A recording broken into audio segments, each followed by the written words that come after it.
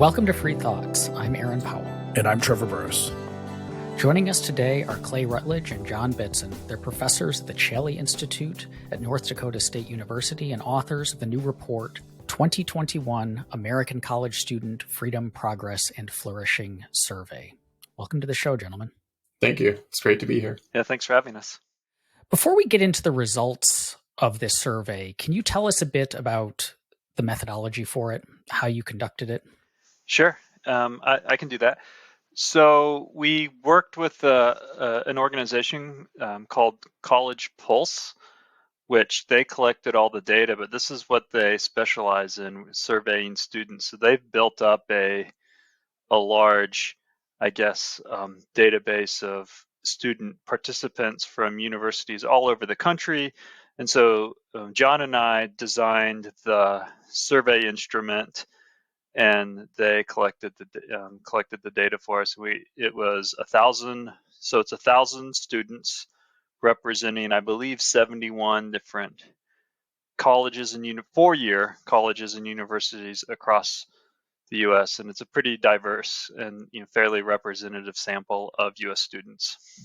What about in terms of, do we have enough granular within the types of universities? Because as we get into these conversations about are the kids okay, which everyone likes to talk about, especially on universities, there's often the observation that there's a significant difference between, say, Princeton undergrads and undergrads maybe at North Dakota State University or liberal colleges up in the Northeast or Northwest versus more Midwest colleges. Is that in the data? Yeah, so we can identify the universities. We have, I believe it's 62% of the students are at public universities, and then the rest are at private universities. We don't do analysis by university because we don't have enough observations by university, but we can tell, what universities they're at. And this survey covers a lot of ground, a lot of topics, but was there like a core thing you were trying to get at, or that motivated you in asking the questions that you did? Yeah, so, as you all know, other people have done surveys on issues related to free speech and viewpoint diversity on campus. And so I think that was our starting point, but we wanted to expand beyond that and get, I wouldn't say it's complete by any means, but get a more complete or a fuller snapshot of the attitudes and opinions of college students, not just related to free speech, but other issues that we think certainly connect to viewpoint diversity and to issues of potential ideological bias on campus and concerns like that. And so we focused on domains that are really important to us at our institute, which, John can say more about our institute, but specifically relating to human progress and also free markets and business. Yeah, and just as an example, like one of the things, there have been surveys that have been on in recent years that have shown that young people are attracted to socialism more and not as much attracted to capitalism. And so we wanted to dig deeper and see, well, is it really socialism that they're attracted to, or is it hyper redistribution? Or if they're opposed to capitalism, is it really true capitalism that they're opposed to, free market capitalism, or are they opposed to cronyism? So we wanted to just get a little bit more insight into those types of things. And then also, as Clay mentioned, human progress, I think that there's anecdotal evidence anyway that a lot of students are looking at, the last few years, and they're not really aware of history and how much progress we've made. And in a lot of the narrative coming out today, it seems like a lot of people aren't aware of the progress that we've made. And so we wanted to get some more insight into those types of things as well. And to get into the kind of where it starts off, we have this narrative of fear at voicing controversial opinions. And you asked it that way. Now, is it important when you ask the question? So there's two things you do. One, you ask them to self-identify their politics. And then when you controversial, you don't define it. You let them have their own definition of controversial. Well, that could be anything. So does that kind of muddy it up a little bit, or is it sufficient that they just think it's controversial wherever they're coming from? Yeah, that was a decision that that we had to make. And certainly, you can imagine people criticizing that. Well, what does that mean?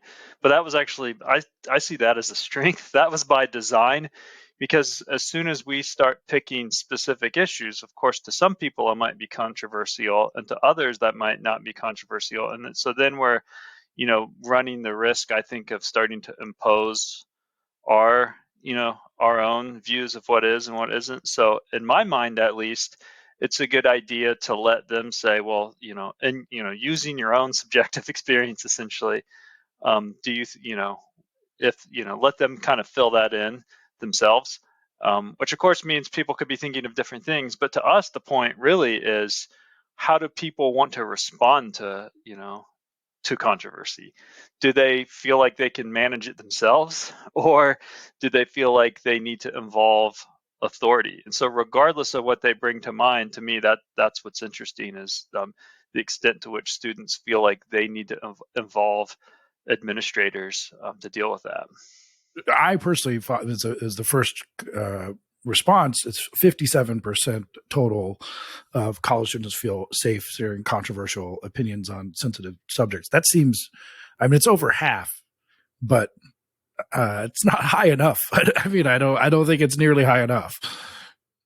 I agree. I think we both agree on that. That it's kind of a disturbing number. Just disturbingly low number, because you'd hope that all students feel comfortable sharing their opinions, and so I think that definitely suggests that there's some kind of a problem that we're identifying here. Is it? This is where I guess the question of what counts as controversial feels relevant, because there are, as a libertarian at the Cato Institute, I hold a lot of opinions that are controversial in terms of the Overton window of American politics. And I can imagine, I express them and I get jumped on Twitter by people on the left and the right. But, and I can say actually you should listen to this, and these ideas aren't as abhorrent as you think. But on the other hand, there are certainly opinions that are controversial where it seems like it is a sign of social progress that people feel uncomfortable expressing them, like racist views or anti-Semitic views, or, those sorts of things, that it would be, if it's, we wouldn't even want 57% of people feeling comfortable expressing those views, because those views should be condemned. And so is there a way to interpret the data in light of that? Particularly, I'm thinking because you got very different numbers from liberals and conservatives on campus. Yeah, I think I hear what you're saying, but I would also add that if you look at the question, do you feel comfortable sharing your opinion on a controversial or sensitive topic being discussed in class? And so, to me, part of it is, if this is fair game for a classroom discussion, then it shouldn't be. And again, we're talking about college campuses, so it's in that cultural sphere. I guess somebody could have really, really beyond the pale opinions that they want to yell out in the middle of the classroom, but it seems to me that that's probably not what's happening. And then if you look at some of, I don't want to jump ahead, but if you look at some of the other items, I think you get a more, perhaps a more complete picture, both good and bad. Certainly you see higher numbers and some of the questions about whether or not they feel like their professors are creating the right type of climate. But then when you look at the willingness to report on not just professors, but the willingness to report other students for saying the wrong thing, so to speak, I think that's when you maybe start to see where some of the fear and anxiety comes from. I don't think it's so much that we have a bunch of students that just have horrible views that no one would support, as much as it is the case that students are worried that maybe even they're just regular or mildly conservative views would be considered beyond the pale, and then they would get reported for that.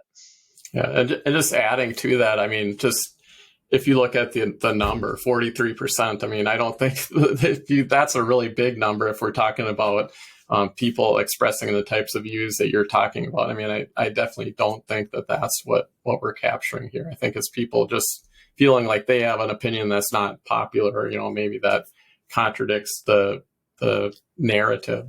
So to give this context, what does this reporting look like? Because I mean, it's been 20 some odd years since I was in college, and I don't recall reporting on each other, narking on each other, and so on. Like, what does this actually look like on undergraduate campuses right now?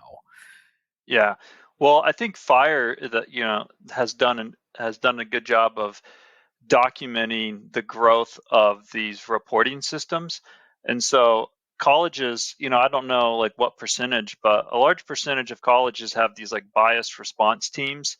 And, I know some of them even have like apps on your phone or, web portals or places to where you can file a complaint or report against somebody for things ranging from, actual things that we would be concerned about, harassment, threats, but to like microaggressions or, other things. And so I think there is more of a surveillance and reporting apparatus in place in colleges than there used to be, and just more involvement. Well, there's more administrators involved, and there's just more administrators that's their job, is to kind of regulate campus social life. And so I think that's definitely, like you, I haven't been in college. I was in college. I was a college student, over 20 years ago, and the landscape has definitely changed.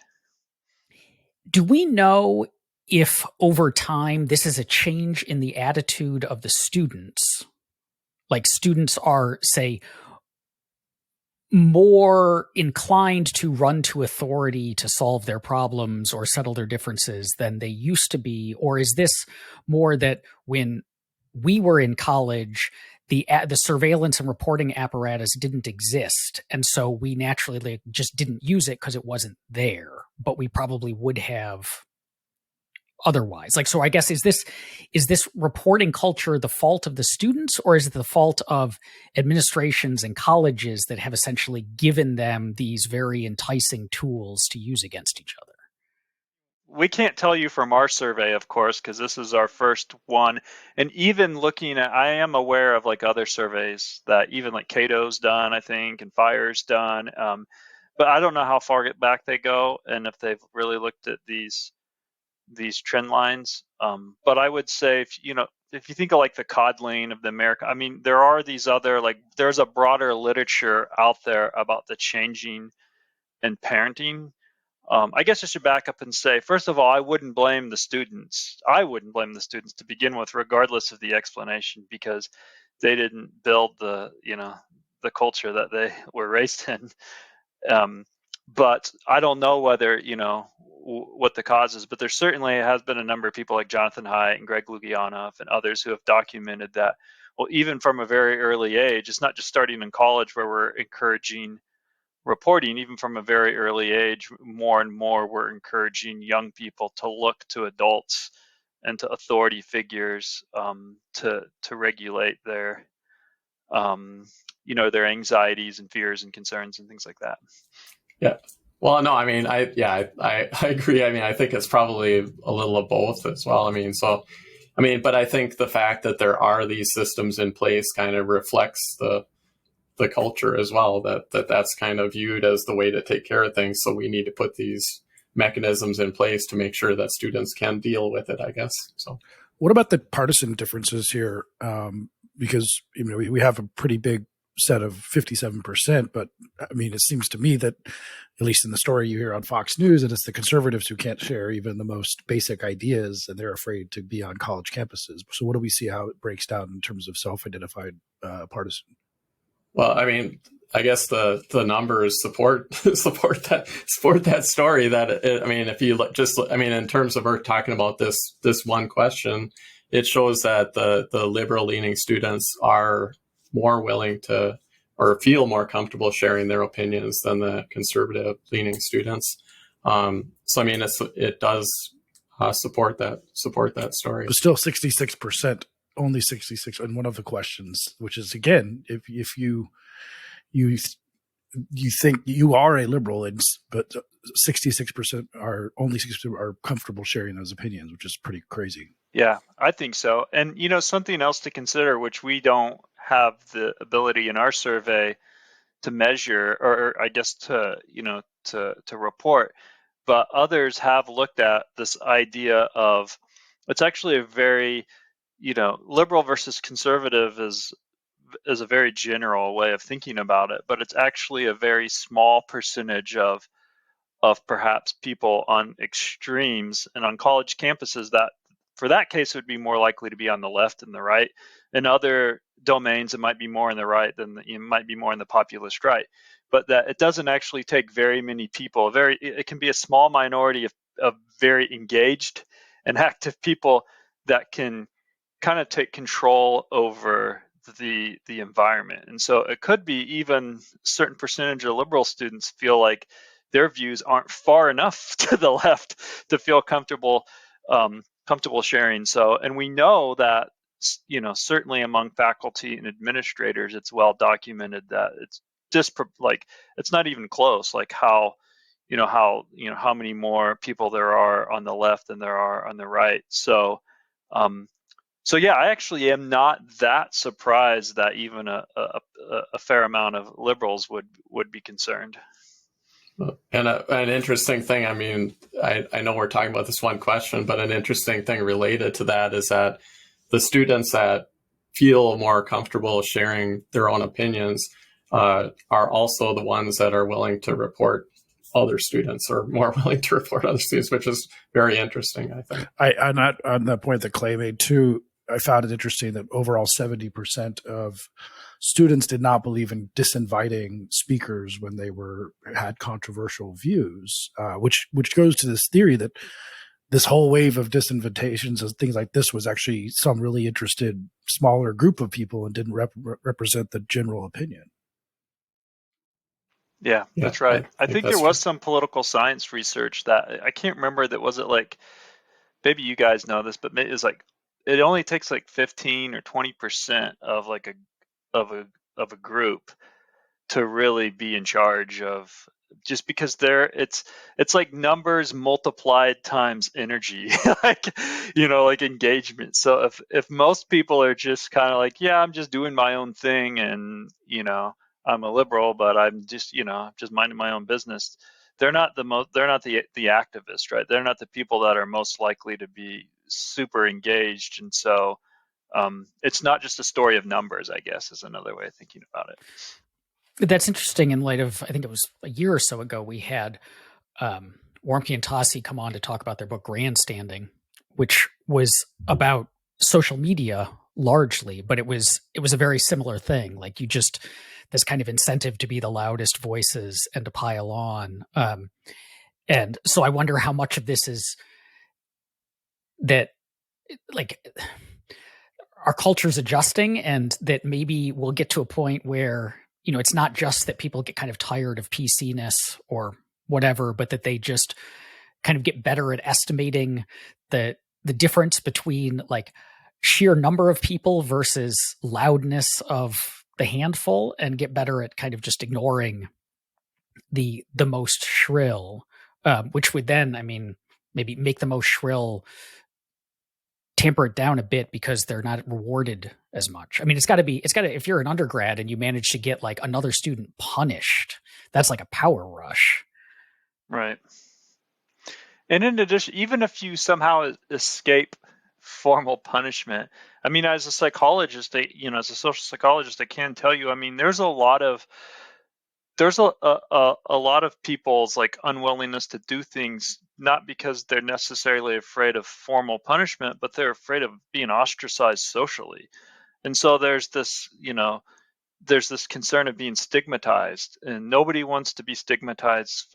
This gets to your earlier point about ideas that we want people not to share or to be proud of. Like, it's a good thing that there's a stigma associated with being a racist, right? It's a good thing that people in their country, most everyone except the most hardcore, maybe actual white supremacists, would not be proud to have any racist views. They would want to keep that stuff quiet.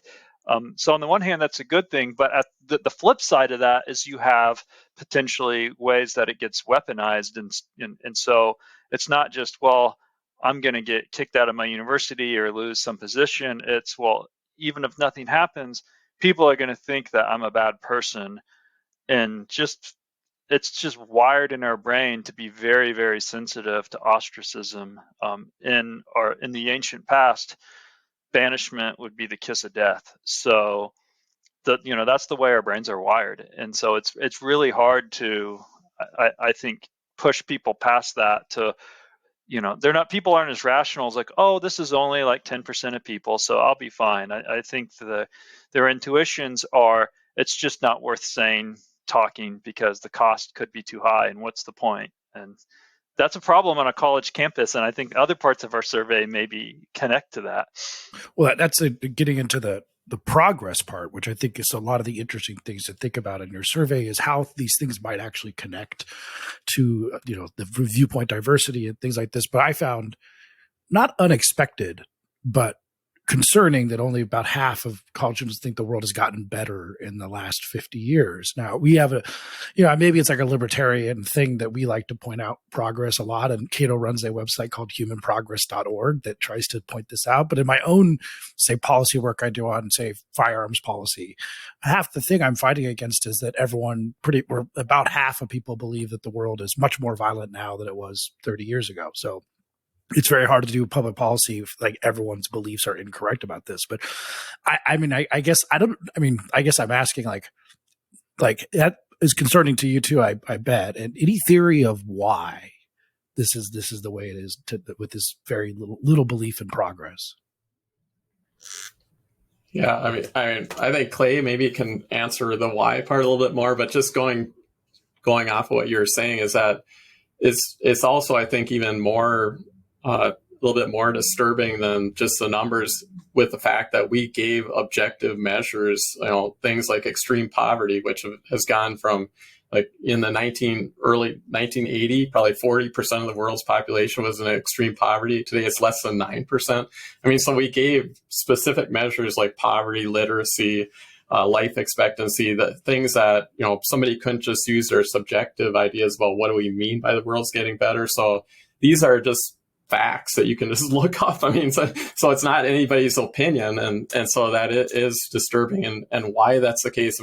Obviously universities need to do a better job of educating students of these things, but maybe Clay has some more insights into why only half of people think the world's gotten better.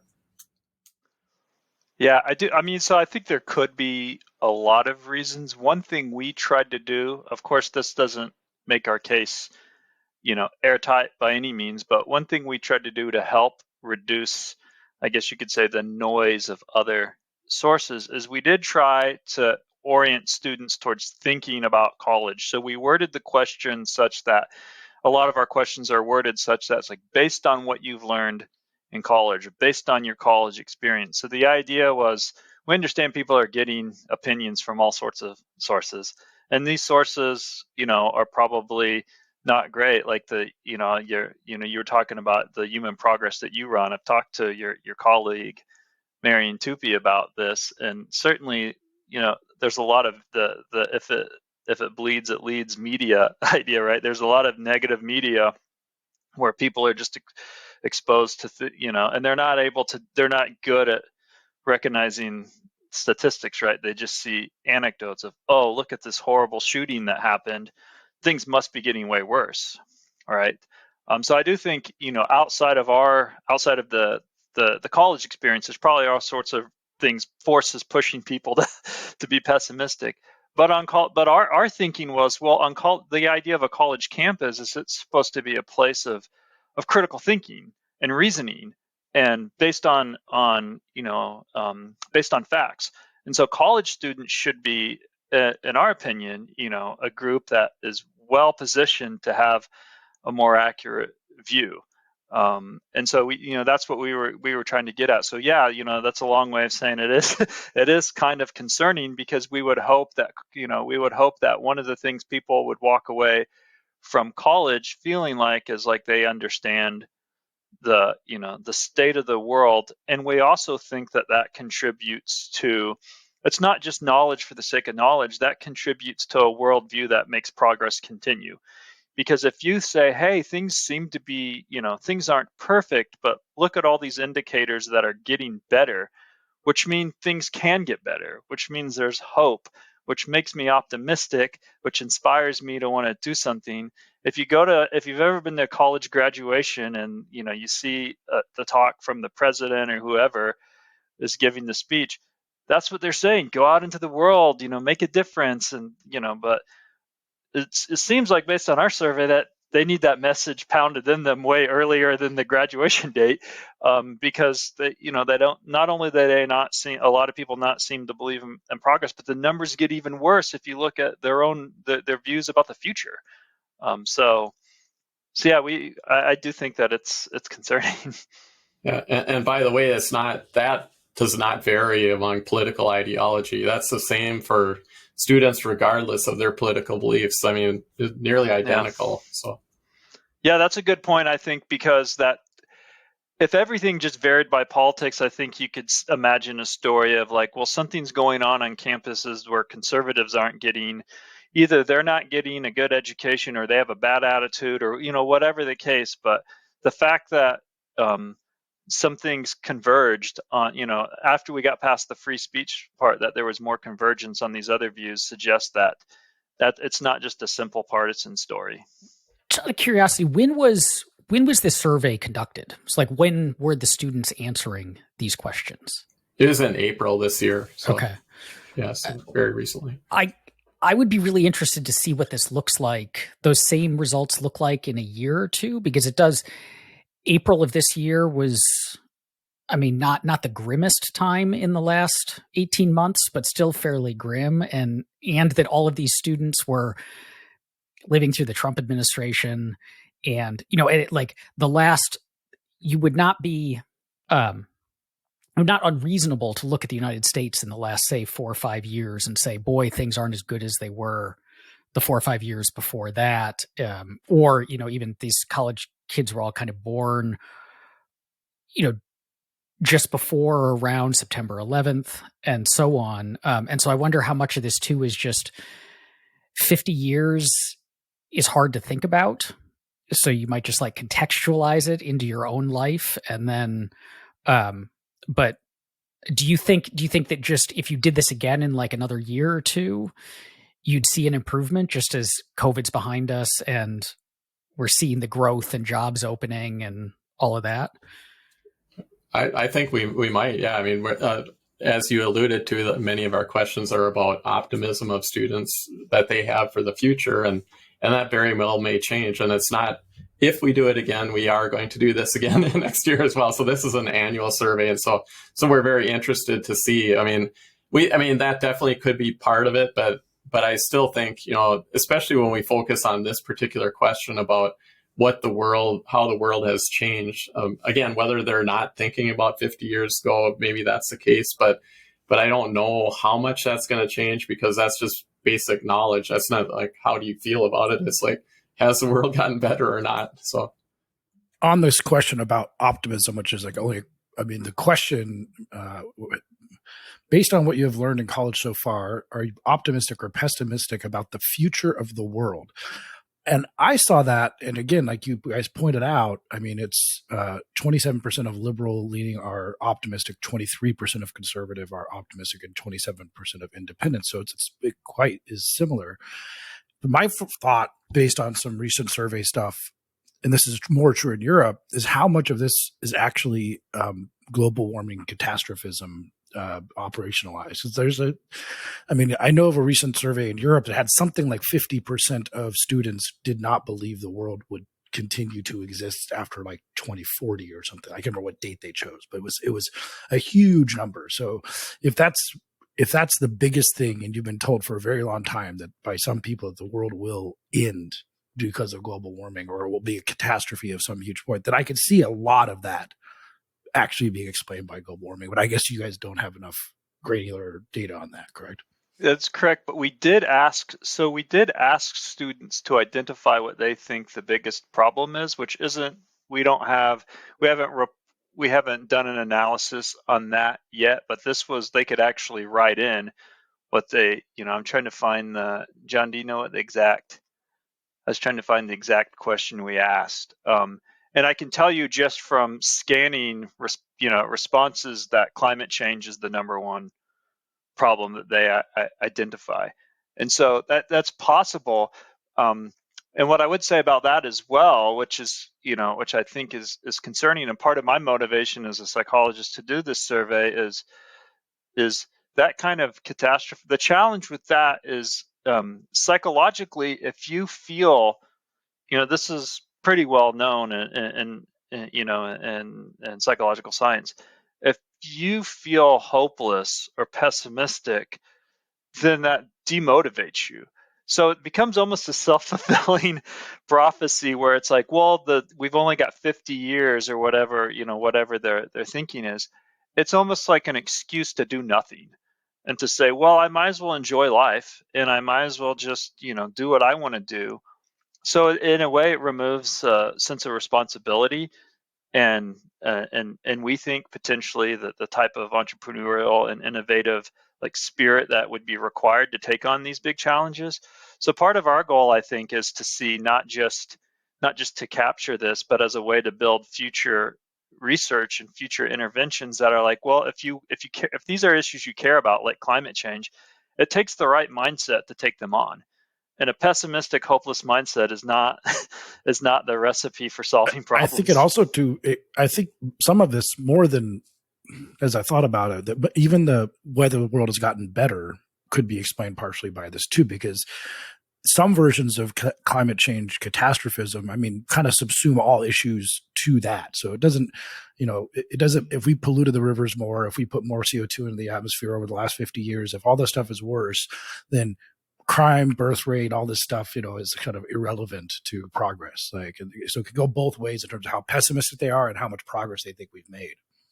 We did find, just a point that Clay had mentioned previously, is that we think that knowledge of, and again, we were very specific in terms of how the world has gotten better, and we think that knowledge of progress fuels optimism as well. And we've done just a little bit of preliminary statistics where we've looked at controlling for human flourishing, socioeconomic status, how the political ideology, controlling for those things. We find that students that are more knowledgeable about the progress the world has made tend to be more optimistic as well.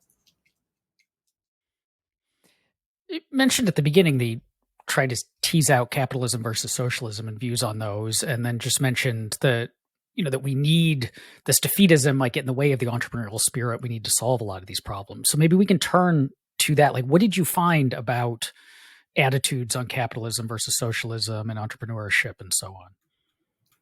Well, so one of the things we initially asked students is, how do you define capitalism? And then how do you define socialism? So we gave students two definitions of capitalism: a free market definition of capitalism, saying that property is privately owned and free exchange occurs, and the price system determines what goods are produced and how much are produced.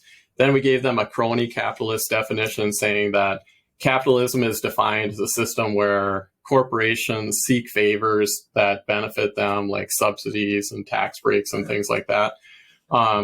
And we found that just over half of the students define capitalism as the free market form, where, again, that was surprising. I think it was 55% and 45% define capitalism as crony capitalism. So that could explain some, it does explain some of why some students are skeptical of capitalism, is that first of all, they don't understand capitalism as free market capitalism, and then they don't understand the progress that's occurred in the world as a result of free market capitalism.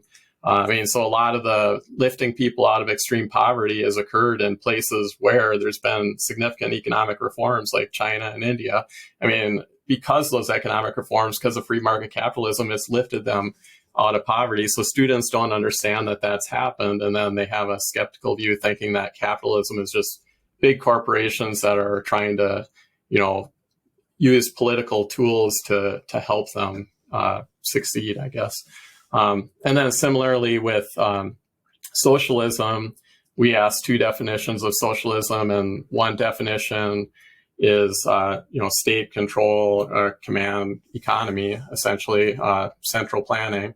And then the other definition of socialism is like a hyper redistribution definition, where you try to make everyone equal in terms of outcomes.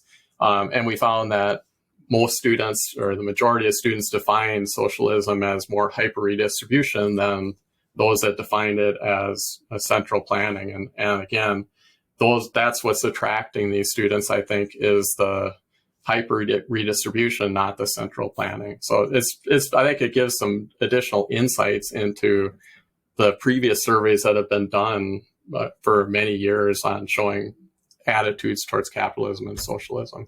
This sounds like students are fans of the Nordic model, basically. Yeah,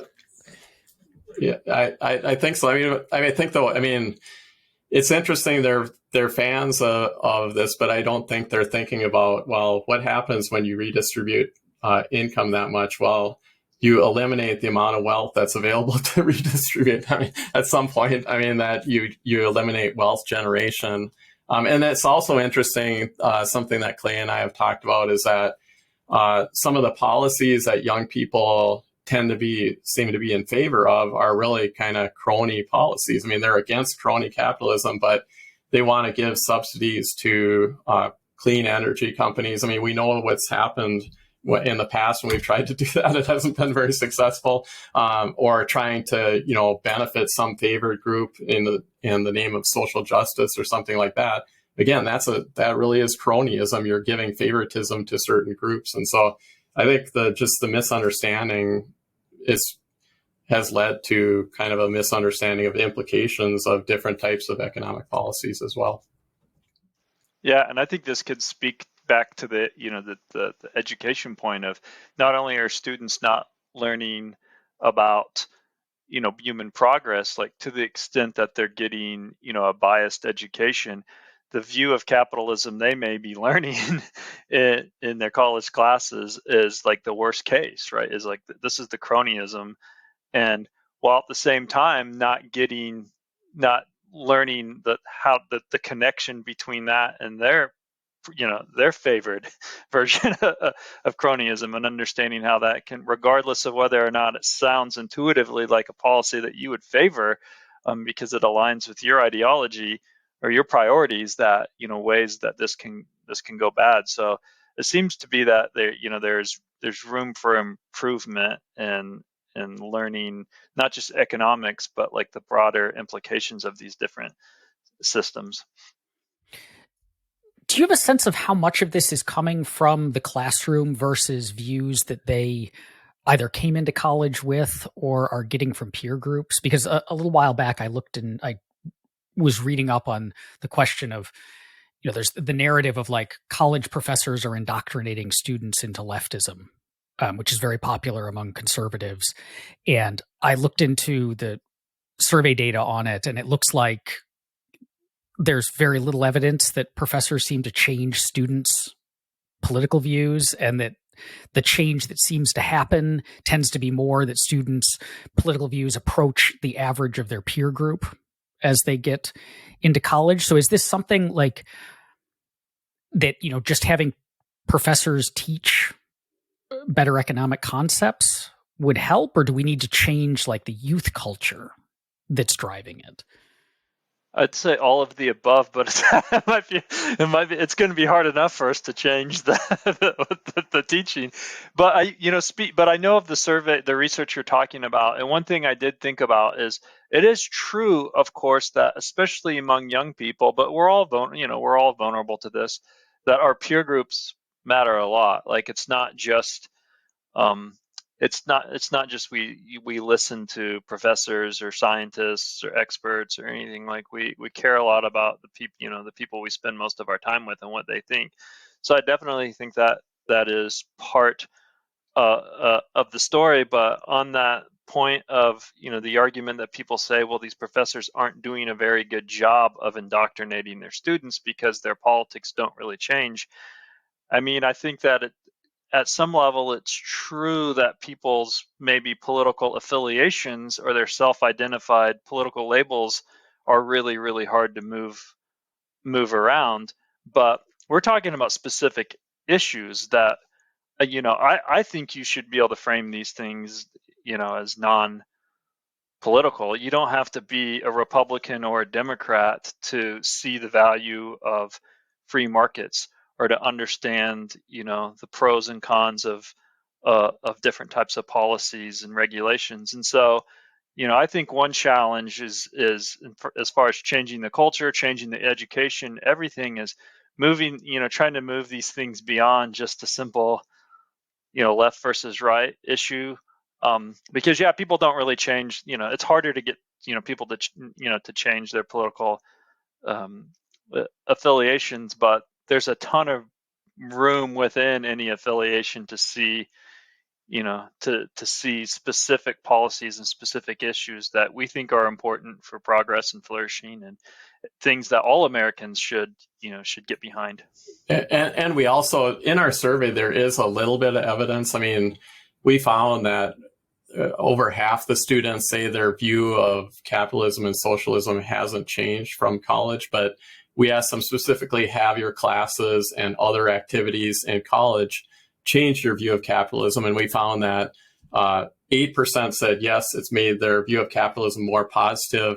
36% said yes, it's made it more negative. So I mean, so there is some influence, I think, from the college campus as well. And then socialism is the other way around. I don't have the exact percentages, but more students say that the classes they've had in college and other activities have given them a more favorable view of socialism than say that it's given them a less favorable view of socialism. So there's some of that as well. I found it's interesting on this, the way you defining capitalism, socialism, before you ask them, which is important. But then you have the entrepreneur part, and you have 67% of people think that entrepreneurs are really important to solving problems in society. And you wonder if they're separating out entrepreneurship and capitalism somehow. Because, I mean, a lot of those kids probably, hate Jeff Bezos, since it's so in vogue to hate Jeff Bezos, right? Is he not an entrepreneur anymore? Are you only an entrepreneur for the first million? I mean, it's sort of head scratching. I don't know if you're able to get in that with any of your survey, maybe figure out what's going on there. Yeah, I mean, so that's something that we found in a previous survey as well, and we were very intrigued by that, because again, it seems very contradictory to be for entrepreneurs and against capitalism. But I think that some of that has to do with, again, the idea that capitalism is crony capitalism. So they're viewing entrepreneurs as kind of the small business. I think somebody starting their own business, and then they're viewing, capitalism as favoring these huge corporations that are just, taking advantage of everyone else. That's my view. I don't know if Clay has something to add to that. Yeah, no, I exactly. I wanted to, I'm glad you raised that, because I wanted to bring that up as well. That if you look at some of our other questions, and as John pointed out, we've kind of done some of this, not necessarily with college students, but we've done surveys on this in the past. There does seem to be a disconnect on specific things that seem popular, like, oh, it's really popular to be an entrepreneur, people like that. But capitalism has been, unfortunately, I think, successfully labeled as this evil, bad thing, and they're not seeing the connection, which, potentially speaks to the education piece. Is like, why don't more people understand that, well, entrepreneurship is not going to be a viable path if it's not a free market system.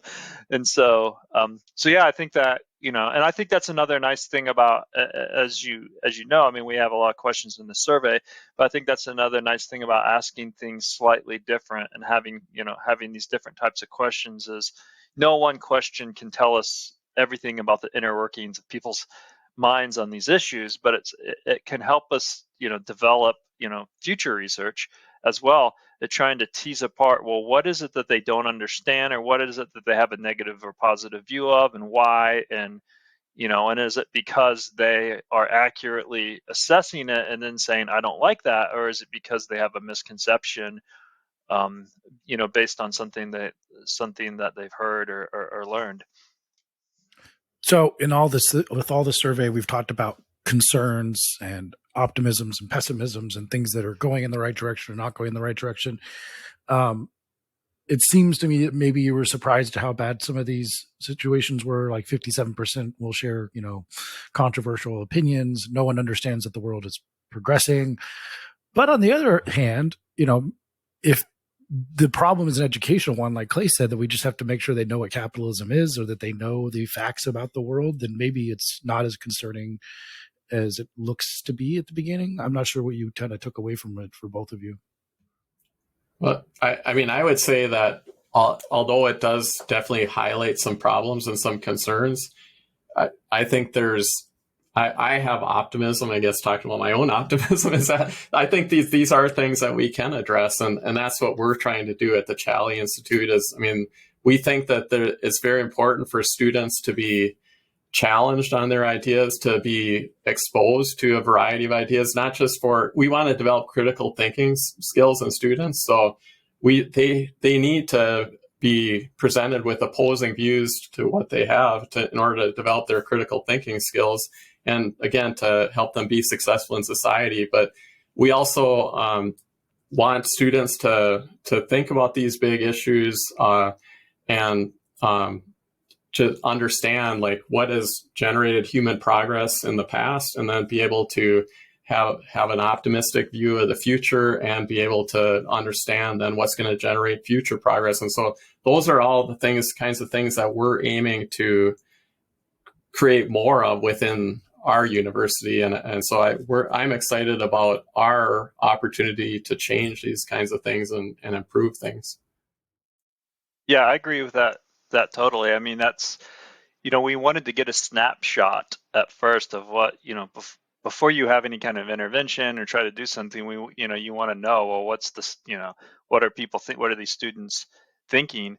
And again, taking a step back as a psychologist, I think young people are generally very energetic, idealistic. They want to, all of us want to have meaning, but they're really motivated to figure out what their purpose in life is.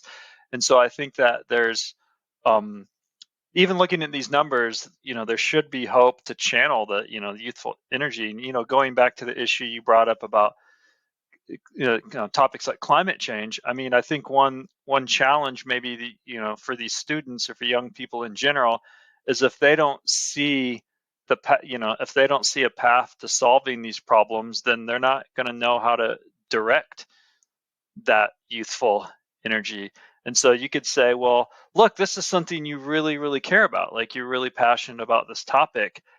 So then you really need to have an evidence-based reality of what can you do, and how can you make a difference. And understanding how we've progressed in the past, I think is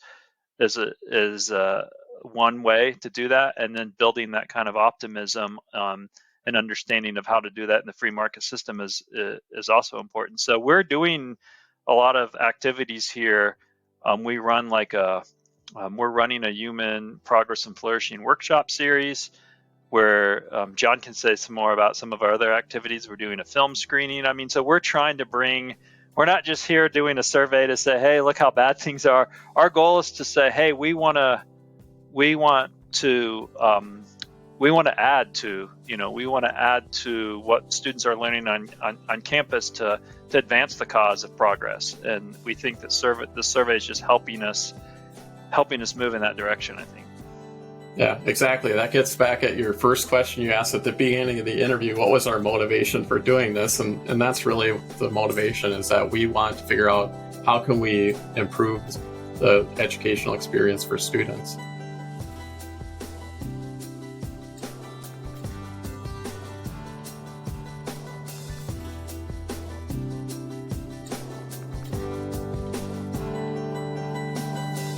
Thank you for listening. If you enjoy Free Thoughts, make sure to rate and review us in Apple Podcasts or in your favorite podcast app.